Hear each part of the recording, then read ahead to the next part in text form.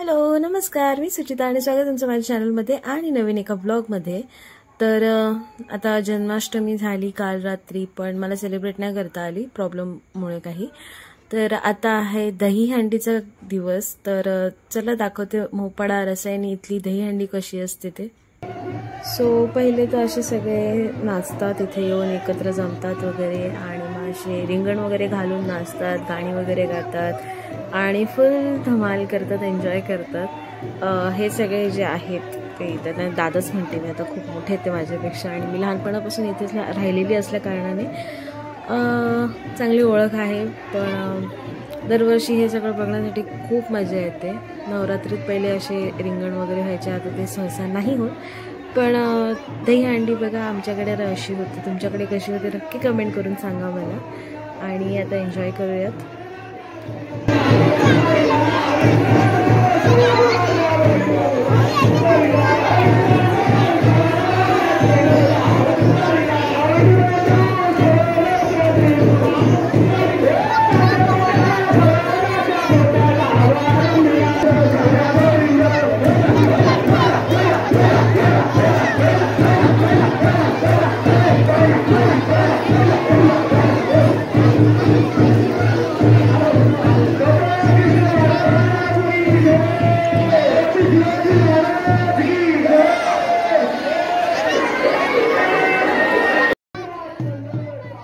So तुम्ही ह्या सगळ्यांची एनर्जी तर बघूच शकता, कितीच छान आहे। सगळे असे गातात, इथे ॲक्च्युली गरजच नाही लागत ते म्हणजे ढोल ताशा किंवा बँड बाजा ह्या किंवा डीजे वगैरेची गरजच नाही लागत। हे सगळं पारंपरिक पद्धतीने आजही इथे सगळं सेलिब्रेट केलं जातं।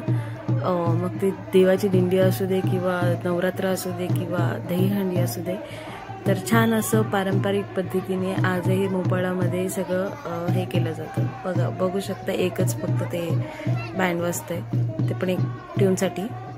कारण पावसामध्ये पाण्यामध्ये नाळ म्हणजे नाळ जी वाजवतात ती नाही वाजवू शकत, पाणी लागलं तर ती खराब होते, म्हणून तेवढं पुरतं एक, बाकी काहीही गरज नाही आहे शोषा करायची। त्यांचे भजनं आणि त्या गवळणी किंवा ते गाणी सगळी तेच म्हणतात आणि तेच छान एन्जॉय करतात।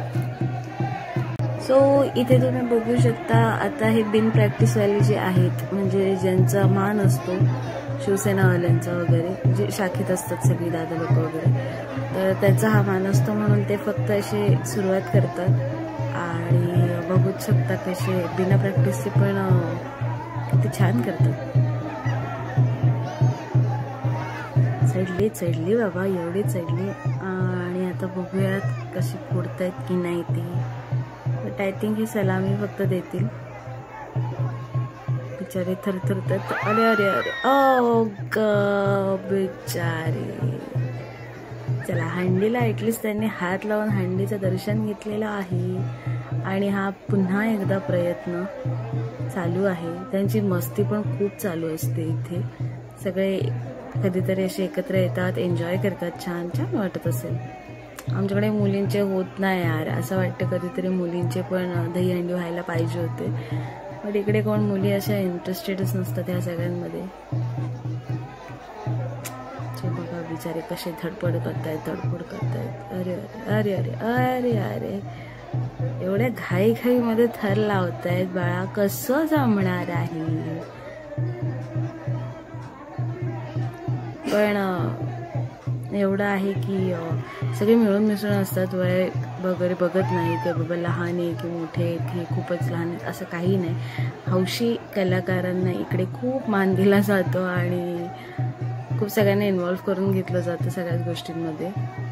आई ग, किती स्ट्रगल करतात ना ह्याच्यासाठी। जर प्रॅक्टिस केली असती तर, ते मार्केटमध्ये असल्या कारणाने ना जास्त पाणी वगैरे जसं वापरता येत नाही, पण जसं गावा ठिकाणी आता ह्याच्याच बाजूला असं गाव वगैरे पण आहे, त्यांचे ते बिल्डिंगच्या मधून एवढं पाणी आम्ही टाकायचो पहिले, जेव्हा मामाच्या घरी वगैरे असायची दहीहंडी, तेव्हा आम्ही खूप एन्जॉय करायचो, खूप त्रास द्यायची मी, थंड पाणी टाकायचे मुद्दामून त्यांच्या अंगावरती।